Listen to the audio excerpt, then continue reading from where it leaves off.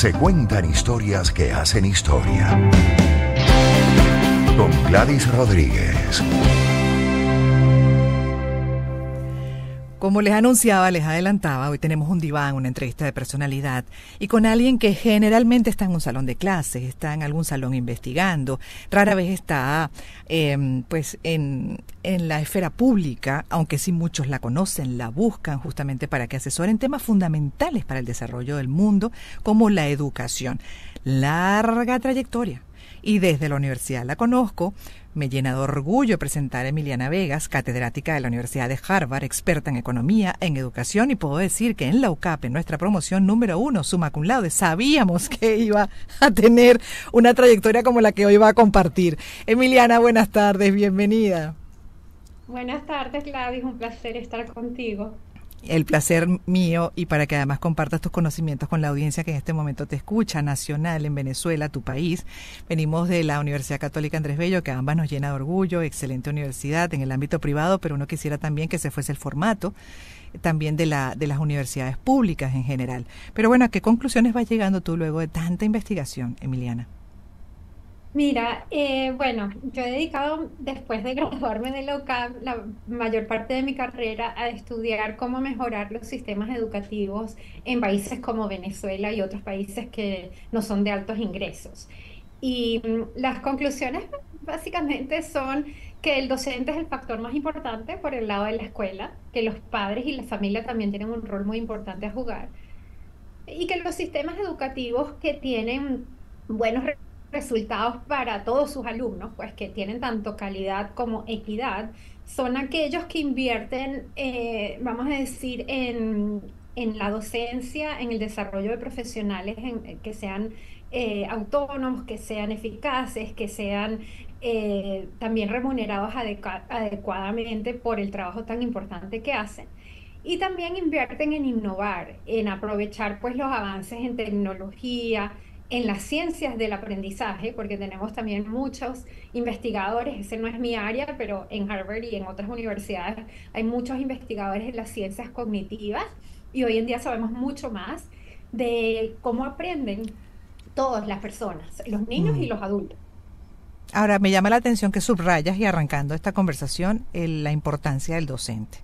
Sigue siendo en este siglo XXI fundamental, a pesar de estos recursos tecnológicos, inteligencia artificial, en fin, incluso, bueno, lo que es la orientación y educación a través del Internet, online, ¿sigue teniendo un rol fundamental el docente? Sí, yo creo que, mira, aún más ahora que hemos vivido la pandemia y el aislamiento durante la pandemia y los cierres escolares en Latinoamérica fueron de los más largos del mundo.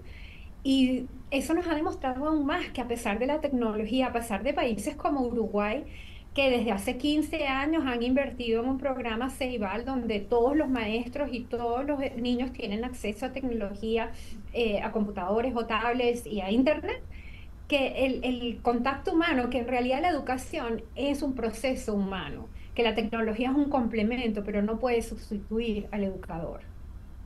Importante eso, que educador que debería estar, por supuesto, cada día más capacitado, como decías, bien remunerado, ¿no? Por supuesto, eso es esencial para que dé todavía una mejor enseñanza.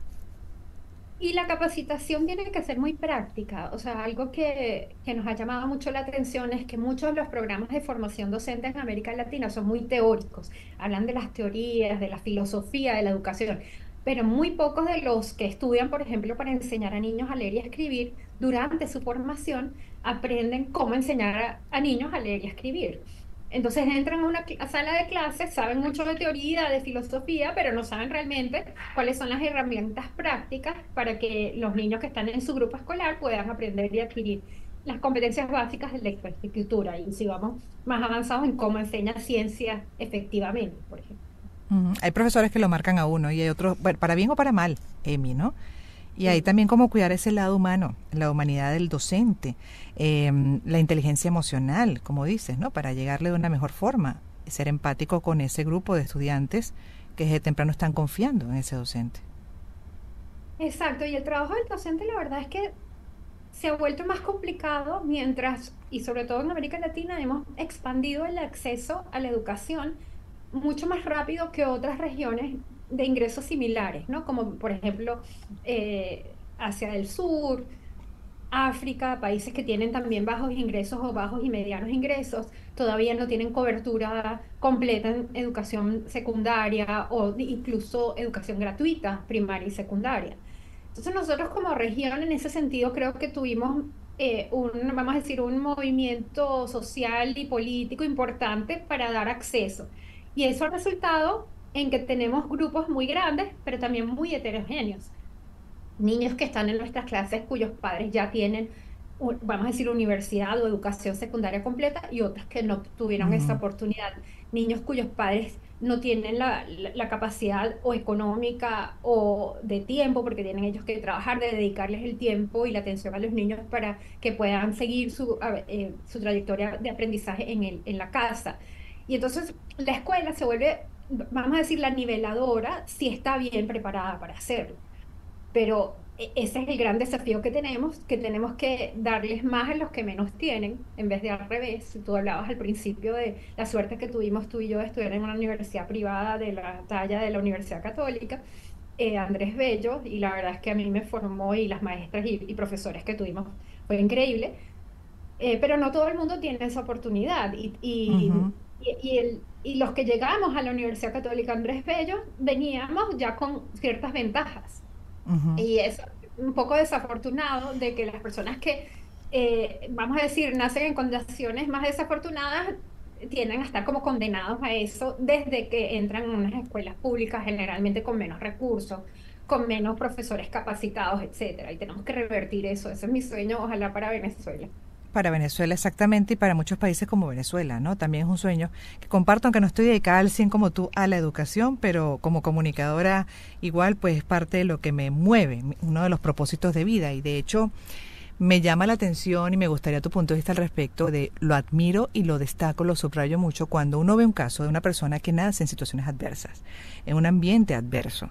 Como dices tú, no pasa a veces ni por el sistema completo de formación académica y destaca, llega lejos. ¿A qué atribuyes tú eso, Emiliana? A mí me parece eso admirable, ejemplar, pero ¿qué condiciones tiene esa persona en particular para que salga y destaque, además incluso por encima de quienes sí tienen los recursos? Sí, mira, mucho de eso tiene que ver con resiliencia, ¿no? Esa palabra que es cómo tú enfrentas adversidades.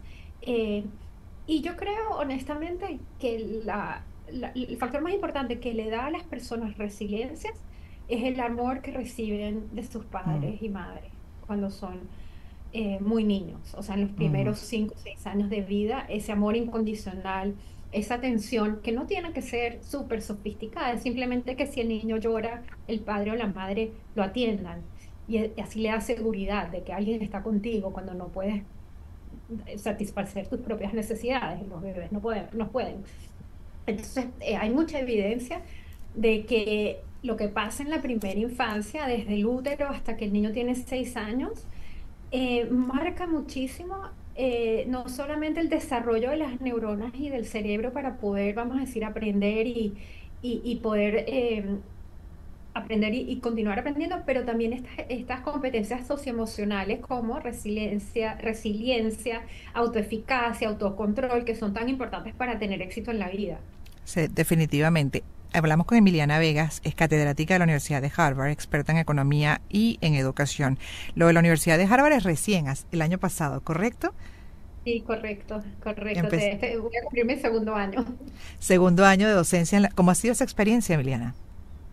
Ay, maravillosa. Bueno, yo estudié mi propio doctorado en la misma escuela donde ahora soy catedrática y es como un sueño hecho realidad. Es un ambiente muy intelectualmente, vamos a decir, estimulante. Los estudiantes que llegan aquí son maravillosos de todas partes del mundo, muy comprometidos con la educación y con la justicia social. Entonces es un placer y un honor realmente uno aprende con ellos todos los días y aprendo muchísimo de mis colegas.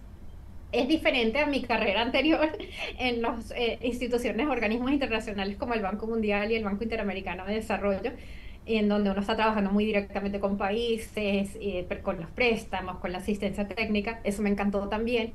pero ahora estoy en otra etapa y me encanta poder compartir con mis alumnos que aspiran, muchos de ellos, trabajar en estos organismos o trabajar en sus gobiernos y hacer una diferencia en sus países de origen, con lo que he aprendido y con la experiencia que he tenido. Claro. Y ya para ir terminando, lamentablemente me acabó el tiempo. Hubiese querido conversar mucho más contigo, Emiliana, como decíamos al inicio, y ha ido explicando, pues lleva unos 30 años, alrededor de 30 años dedicada a este tema de la educación de diferentes maneras. Hoy también practicando la docencia en Harvard.